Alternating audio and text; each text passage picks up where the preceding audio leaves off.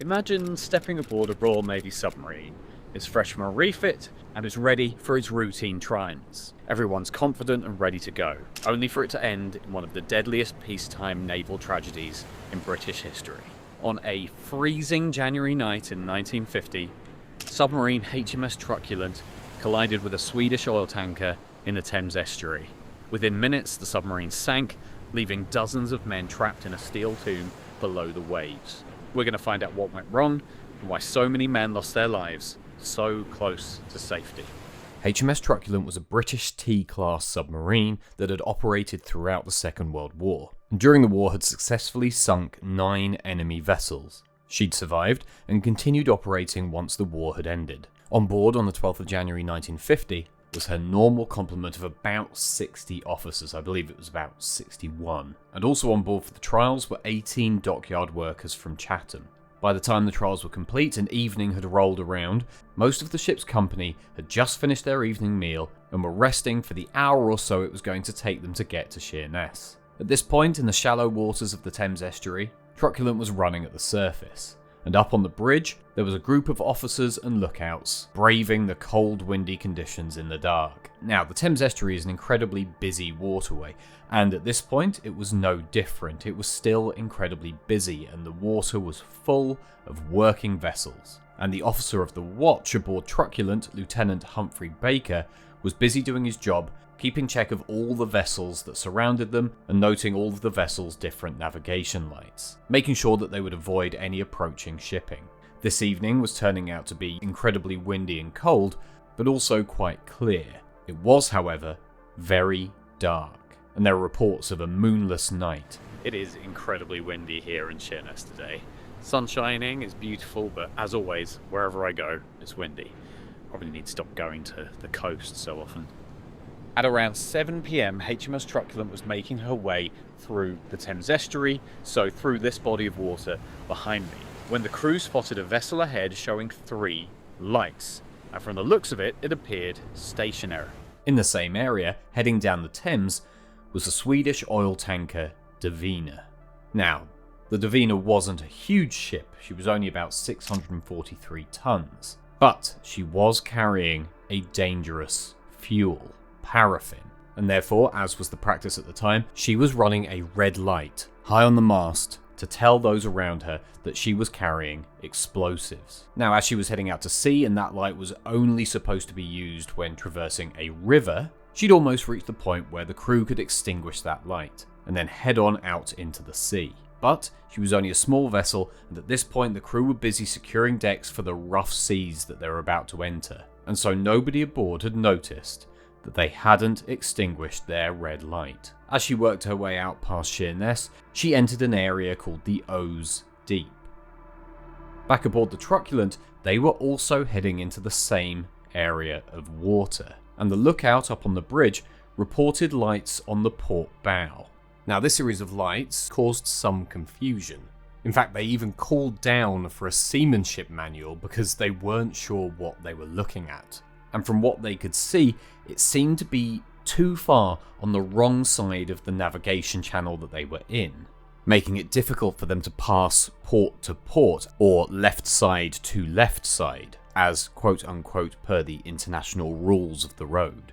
The captain, Lieutenant C.P. Bowers, was informed, and he took over on the bridge. Once he'd also observed this red light and the seeming position of this vessel, he came to the conclusion that this must be a stationary vessel. Now, being that the water here is so shallow, because this is, an estuary in the sea, they only really had one choice of which direction to pass this ship. And because they knew they had incredibly shallow water to starboard, they turned to port. But it was at this point that that red light that they had seen in the dark suddenly turned into the silhouette of the oil tanker Divina. At this point, it immediately became clear that she was a lot closer to the Truculent than they'd believed. And even worse, she was on a collision course. In the few moments they had before collision, the captain bellowed a few short orders. Hard a port, stop engines, full astern together, shut watertight doors. But no sooner than he'd finished shouting his orders, there was a huge crash, and the Divina ploughed into the side of the submarine.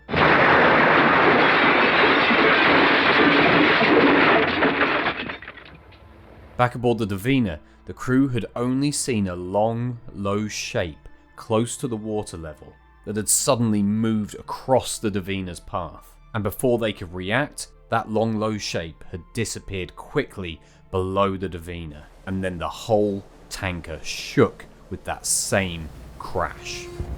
Back aboard the Truculent, there was a moment of deathly silence. After the crash, the engines had stopped, and then, after a few moments of both vessels being locked together, Truculent began to roll to port and then immediately started sinking at the bow.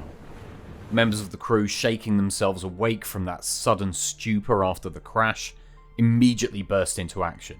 The main ballast tanks were immediately blown in an attempt to level out the submarine. This was successful, and it meant that the men in the forward compartments who'd been at the sinking end of the submarine were able to get up and move as quickly as they could aft. Unfortunately, for any of the men who'd found themselves in and around where the Divina struck, which was on the starboard side around the torpedo tube compartment, they'd had no chance of surviving. In the engine room, crew were busy trying to shut everything down.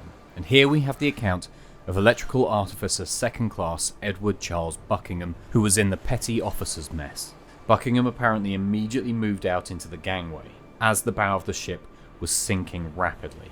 Knowing his duties, he immediately tried to start isolating the batteries. And as he did so, men drenched with water came rushing past him to the aft of the ship. But Buckingham kept pulling fuses trying to isolate these batteries, because he knew that any damage to those would cause fire, smoke, and poison chlorine fumes. And if that were to happen, no one was getting out alive. But he knew he was in a rush against time as more and more men bundled past him. Once he'd successfully isolated all the batteries, Truculent was plunged into darkness. His first job done, Buckingham suddenly realised he was on his own. He needed to get to the aft section of the submarine. I nipped after them smartly, and as I tore into the control room, I was surprised to find the conning tower hatch still open, and seawater was cascading through by the ton.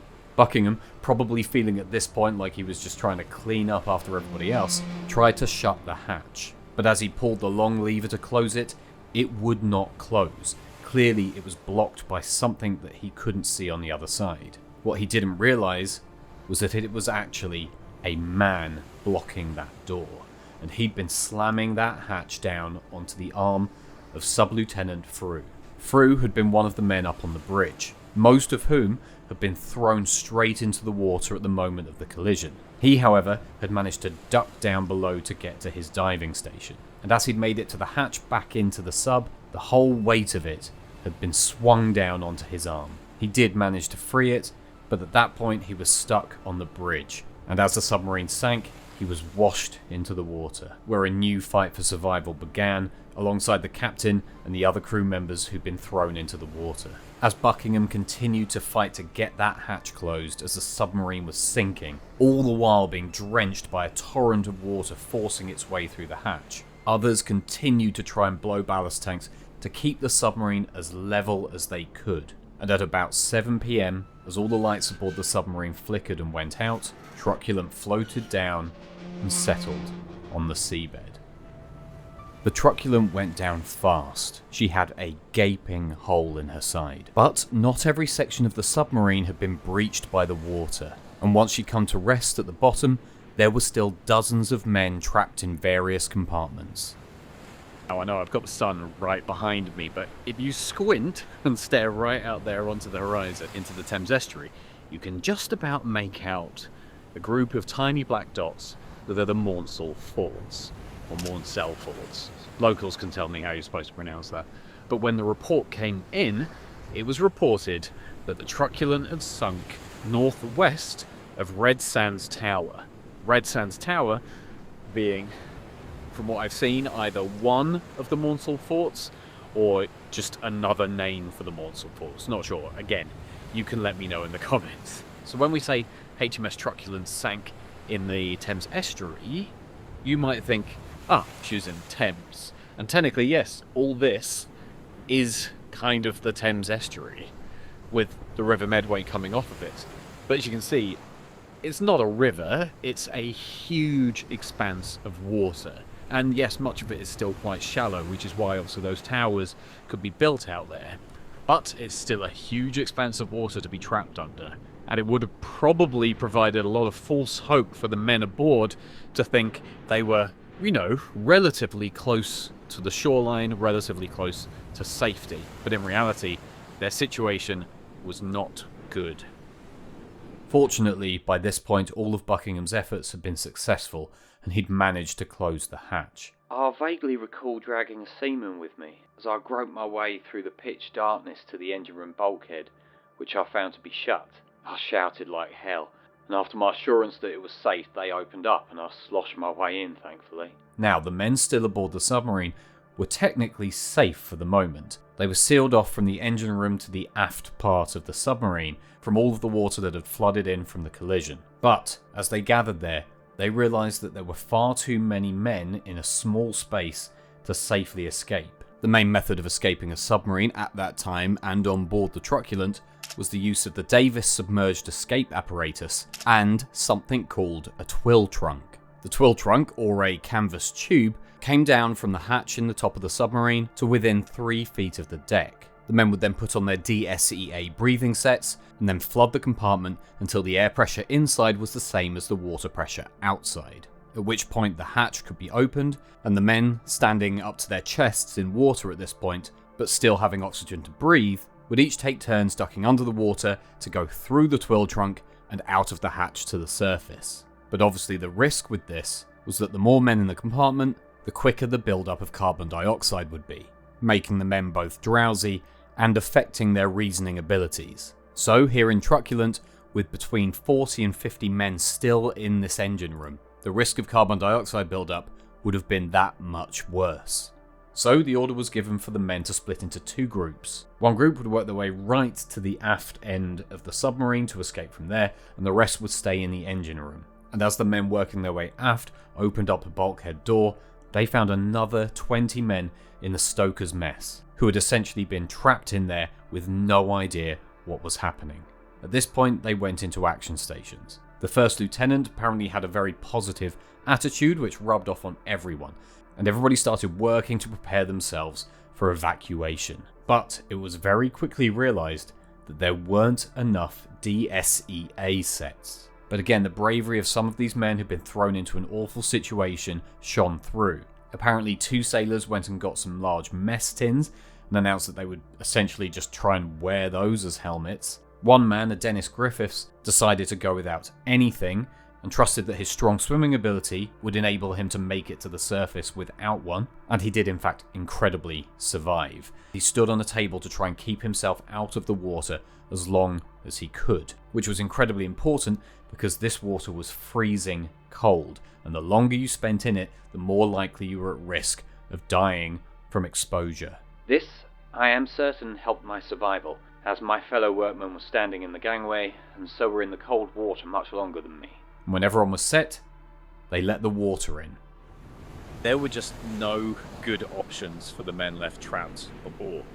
I mean, the men who were thrown off, they weren't in a good position. I mean, they were still in this huge body of water, freezing cold water in the dark. But for those who were left trapped down below, like, what were their options? Sit there and just hope somebody comes to get you before either the rest of the hull caves in and breaches, or you open an escape hatch and try to swim to the surface again through this freezing cold water. Like, there were no good options. And as the freezing, oily water began to rise around them, some of the more experienced sailors were still explaining to the younger ones how to operate their DSEA sets. Once the water had stopped rising, First Lieutenant Hines was the first man to open the escape hatch. He asked leading electrician Hillier to hold onto his legs as he did. And as he opened the hatch, there was a violent surge of water, and Hines' legs slipped from Hillier's grasp, and he disappeared. Paying no mind to this and focusing only on escape, men queued up calmly behind and made their way under the water and up out of the hatch. Lieutenant Hines was never seen again. He was later posthumously commended for his actions and leadership during this catastrophe. The last man to leave was Frank Mossman. He had a rebreather set with him, but as he made his way through the hatch, he got caught in some wire that was strewn on the upper deck. For a moment, he struggled for his life, but then his foot came free and he shot to the surface. Now, back in the engine room, the men were also prepping to escape. The man in charge here was Sam Hines, who was calmly trying to spread the same confidence that Hines had done in the aft section. He told his men, "Not to worry, we're not very deep and there's plenty of traffic about up top." Again, as in the aft, they only had enough rebreathers for half of the men. So these were prioritised for the non-swimmers among the crew. And once they'd shared out the sets, they started to let the water in. And Buckingham was still here amongst the engine room crew, and he described how he found watching the steady creeping of the oily water fascinating. And as this oily water made its way into the compartment, it covered the men. Can only imagine how difficult it must have been to maintain composure in that stinking, cramped compartment. But actually, some of the crew called this oily water a blessing in disguise, as a layer of oil somewhat protected them from the cold. Now, unlike the aft section, the water did not stop rising. As it was getting higher and higher, Sam Hine decided to open the hatch. The two men who went up the hatch first disappeared. Sam Hine then worked his way up, and then came back down to report that the hatch was open, but the men were gone. There was an immediate pressure for everybody to get out straight away, and claims that they could hear engines and propeller sounds above them. So, thinking rescue was ready and waiting on the surface, why wait in that cold water? So each of the men, as in the aft section, ducked below the water and then went up through the hatch. And as one by one the men made their way out and to the surface, only Buckingham and Hine were left in the engine room. And they had a decision to make. Both were sat on the comfort of the warm engines, and the last thing they wanted to do was immerse themselves in this freezing water. So they sat there for a bit and discussed whether to wait it out or follow everybody else. And apparently at this point, Buckingham had a thought. He remembered it was his birthday, and that thought led him to think about his wife and family. And he realised that instead of mucking about and delaying the inevitable, he had to make a decision. He turned to Sam Hine and apparently said, "After you." To which apparently Sam only grinned and said, "After you, Buck." So Buckingham got ready. I slipped off my warm engine and waded towards the twill trunk. Those 2 seconds in the icy water nearly froze me, and I wondered what it would be like above. It was useless to put on my goggles as they were thick with oil from the water. So was I. I had one last look at a very brave man, and we exchanged thumbs up. I felt bloody awful. Once he'd made his way to the hatch, Buckingham was rocketed to the surface, desperately gasping for air. But once he'd filled his lungs and started to get his bearings, he realised the new tragedy that was facing the survivors. There was no one waiting for them. They could see nothing but dark, freezing water, with Sheerness off in the distance, and it was only getting smaller and smaller as they were swept out to sea. Now, the key thing here would have immediately been to have tried to stay in groups and help each other out, but men were already being swept away from each other, and after a while, those that had been able to hold on to others started to freeze and let go.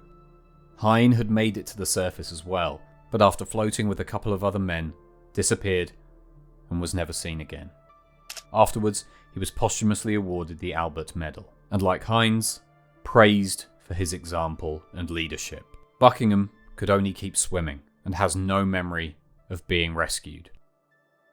The Divina had turned around and managed to pick up 10 men, including Buckingham, and 45 minutes later, the Dutch ship Armdijk made her way to the scene and managed to rescue most of the men who'd been thrown from the bridge. And they didn't immediately find out what had happened, as the men were simply too exhausted to explain. Once they had, at 8:14 p.m, the Armdijk sent the following signal. SOS, HM Submarine Truculent sank northwest Red Sands Tower. Picked up 5 survivors. Believed submarine has been in collision with Swedish ship Divina. All ships please keep a lookout. And this was the first point that anyone other than the men aboard these 3 vessels had been informed of the accident. And unfortunately, by the time any other rescue efforts could be organised, 57 of the men who had managed to escape the Truculent had been swept away. Now, what also makes this tragic is that had it not happened when it did, in the conditions it did, and the weather been warmer, had the water been calmer, a lot of the men who died may have survived, but it just happened to happen at the worst time in the worst conditions and left these men with little to no chance of surviving. Over the following days, bodies were recovered in various places. A rescue vessel named the Zest picked up 6 bodies in Barrow Deep, which shows you just how far some of the bodies that were even recovered had drifted. On the 14th of March, the salvage efforts began. And when salvage efforts began, it was found that 10 bodies were still on board the submarine, most likely from those who were killed in the initial collision or trapped in some of the flooded forward compartments. Those bodies were ultimately recovered on the 17th of March. The Truculent was beached on a sandbank just out there called Cheney Spit. Once she'd been beached there and they could reassess the situation, she was moved further inshore. And ultimately they managed to refloat her on the 23rd of March and tow her back in here to Sheerness dockyard. Once the bodies were removed from the submarine, one of the surviving crew members, Fred Henley, was called to help identify them. 3 months later, I was serving on another submarine in Chatham when they were raising the Truculent. I was sent out to where they were lifting to identify bodies still in the submarine. When they got them out, they called me over to identify. Their faces were just skulls. I identified them by the clothing because they had their names in them like most in the Navy. Fred was actually the last surviving crewman from the Truculent and died in 2021, aged 97. More detail and memories from Fred can be found in the book They Were Just Skulls, written by former Merchant Navy officer John Johnson Allen. Now, the only small positive to come out of this was the fact that every man who was trapped aboard the Truculent managed to escape using the DSEA sets, which was an incredible success if it hadn't been for the fact that they'd been swept away by the tide. And it was concluded that the men had probably tried to make their escape too quickly. But with the added pressures of the submarine being half flooded, the civilians still aboard, and the rising levels of carbon dioxide, plus those propeller noises that they heard, you can understand why they made the decision they did. But what was an unforgivable aspect of this is how many of the men drowned and died from exposure. Back in 1946, it had been recommended that some kind of insulated immersion suit should be developed, and one was developed and tested. But by the time of this accident, there were barely any in production, and there were none aboard the Truculent. And it was concluded that had the survivors made it to the surface in immersion suits, which included a small flashing light, they would have had a much higher chance of survival. In the aftermath, a fund for the families of the victims was begun and raised almost £20,000, which is about $550,000 in today's money. And the Court of Inquiry ultimately considered Truculent to be more responsible for the accident than Divina. Captain Bowers was court-martialed, though he did go on and continue to serve. Well, I am back at Woodlands Cemetery in Gillingham, which is where some of the victims of this tragedy were laid to rest. There's of course the naval section of this cemetery that I've been to several times before for things like the Bulwark and the Princess Irene tragedies. In fact, I've been here for quite a lot of tragedies. It's always nice to see the squirrels again. This, I think, from what I've been able to find, is where about 14 of the victims of this tragedy were buried. Of course, a lot were never found, swept out to sea, but some of those who were are here. Well, as usual, it's time to do a lot of walking and see if I can find them.